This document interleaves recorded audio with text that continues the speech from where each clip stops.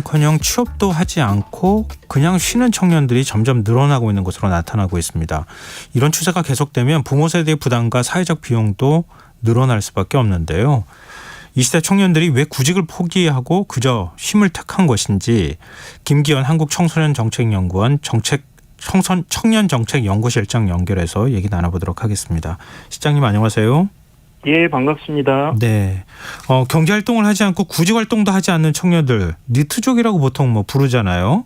근데 이런 청년들이 몇 명이나 지금 되는 것으로 나타나고 있습니까?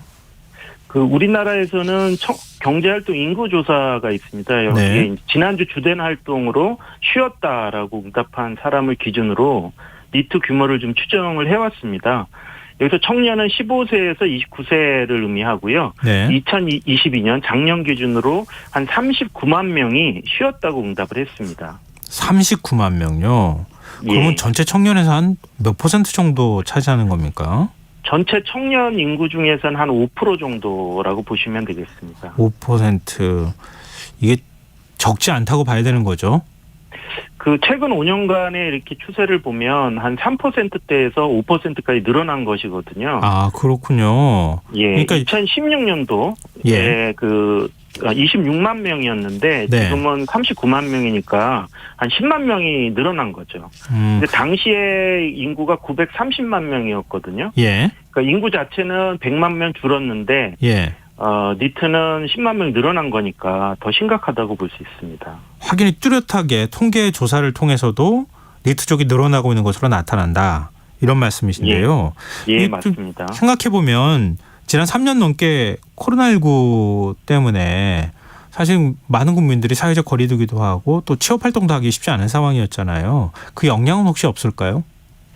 코로나19가 직격탄을 날렸던 게 2020년이었거든요. 그때는 44만 명이었습니다. 그러니까 오히려 지금보다 5만 명 많았던 거죠. 그래서 코로나가 영향을 미쳤고요. 이 44만 명이라는 수치는 2000년 들어서 가장 높은 수치라고 보시면 될 것 같습니다. 아, 그건 그 당시에 이미 반영이 됐다 이렇게 봐야 되는 거네요. 예, 맞습니다. 근데 지금 이제 39만 명이잖아요.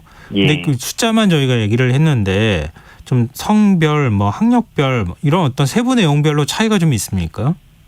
연령별로 보면은 아무래도 학생들이 많다 보니까 니트의 여지가 적죠. 그래서 연령이 많을수록 니트 비율이 증가하는 양상을 보여주고요. 예. 성별로는 남성이 여성보다 많은데 이게 굉장히 최근 들어 나타난 현상입니다. 다른 나라하고도 좀 차이가 있는 결과고요.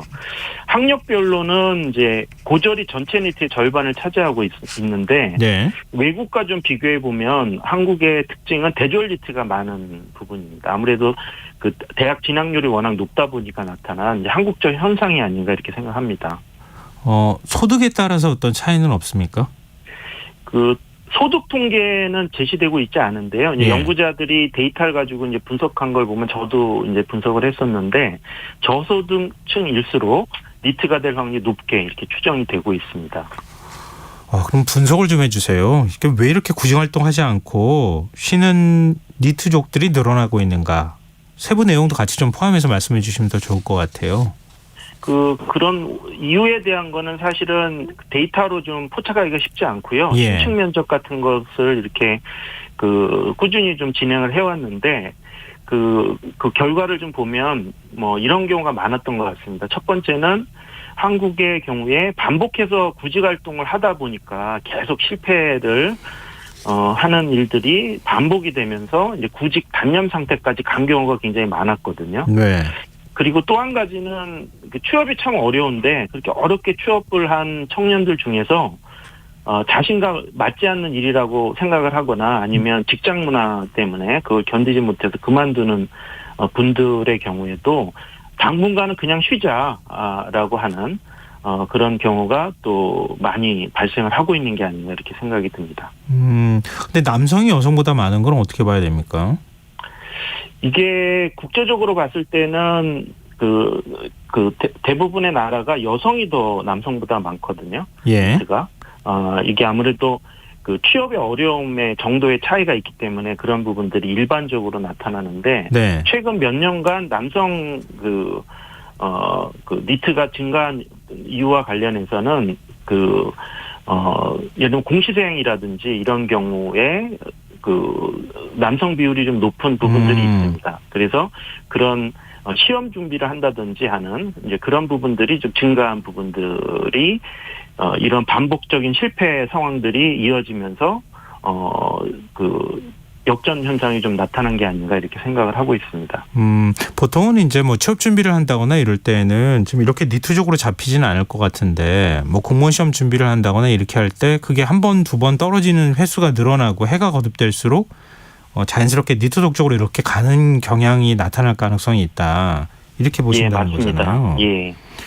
근데 일각에서는 또 그런 얘기예요. 요즘 이제 청년 세대가 힘든 거 잘 몰라서 그런다.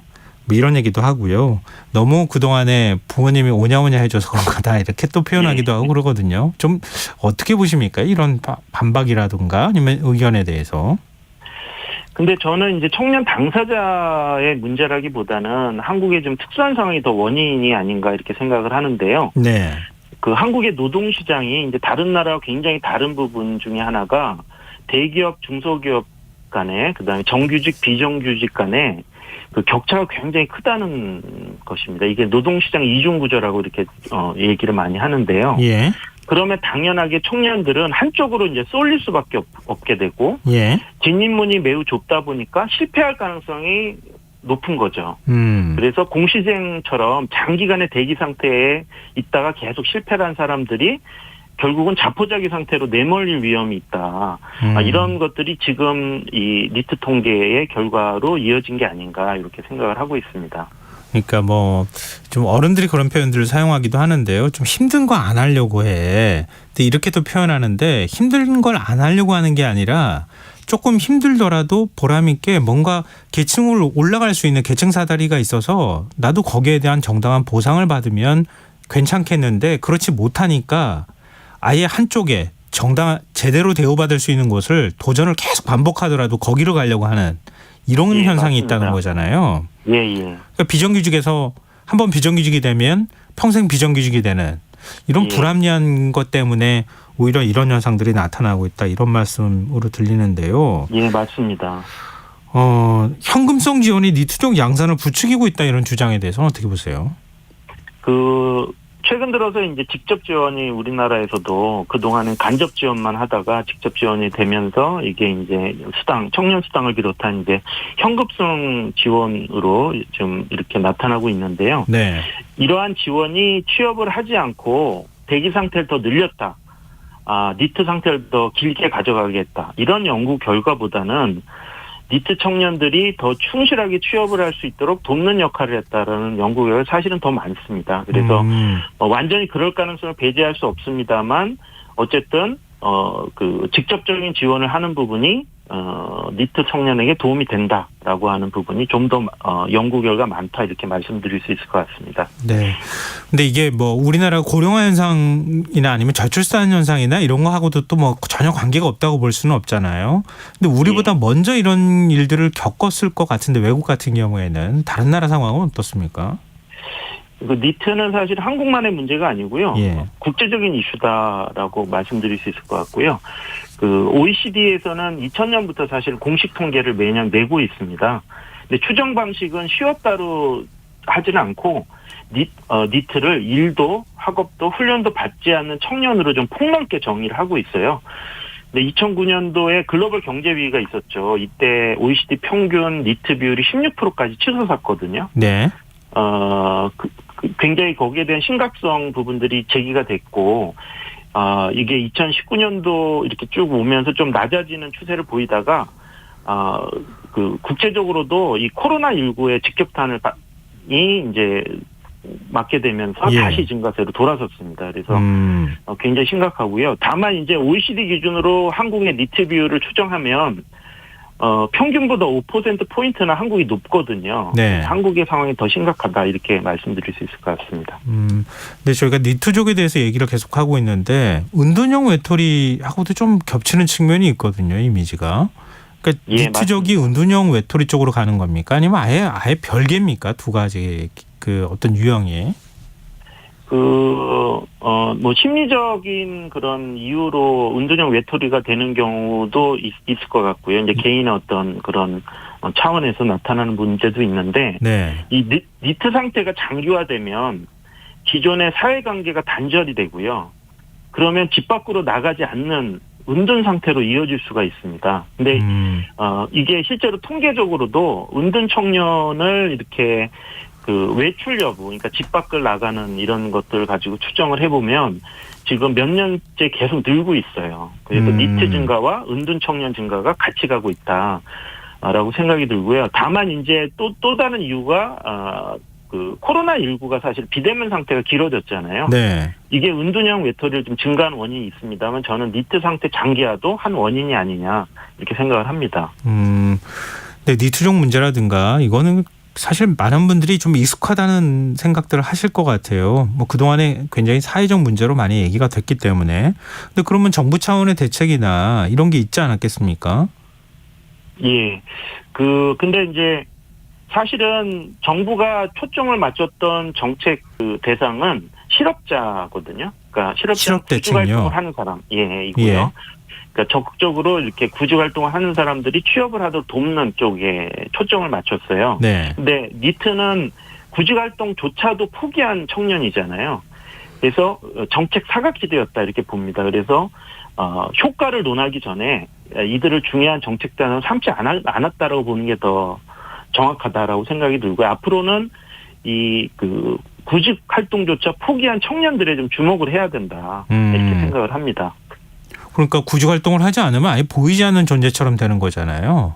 구직 활동이 돼야 통계에도 잡히고 지원도 받을 수 있고 지원도 할 수 있는 이런 상황이라는 거 아닙니까? 예, 맞습니다. 예. 그러면 뭐 은둔형 외톨이 문제 때도 나왔던 얘기지만 어떻게 찾아내고 어떻게 접근해야 되는가라고 하는 숙제가 남지 않겠습니까? 맞습니다. 이게 우리는 이제 신청주의라고 흔히 얘기를 하거든요. 예. 정부가 어떤 프로그램을 만들고 청년이 신청을 해서 그 프로그램에 참여해서 이제 뭐 취업으로 연결되는 이런 방식으로 되는 것이 일반적인데요.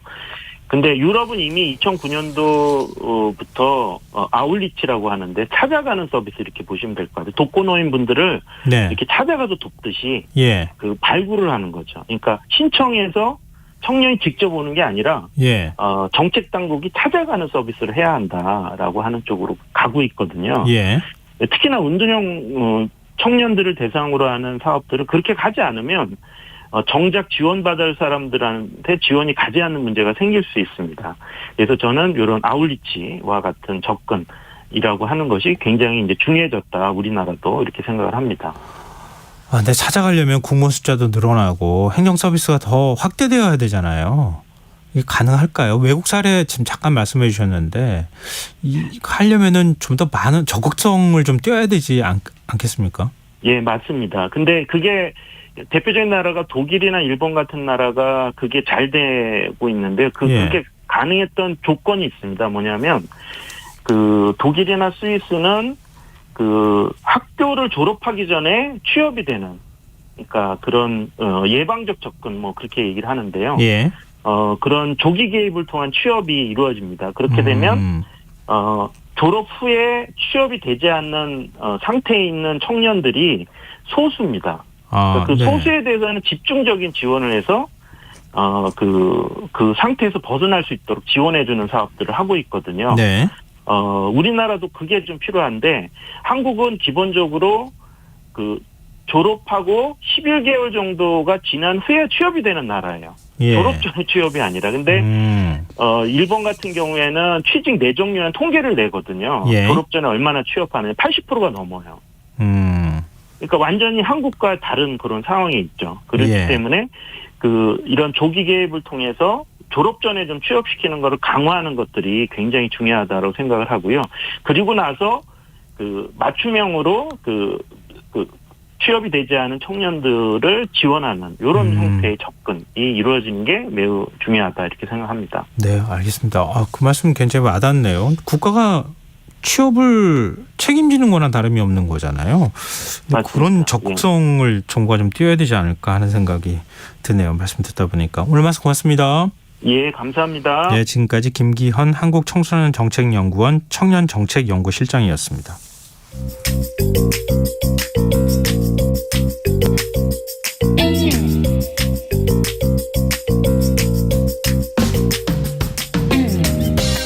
복잡한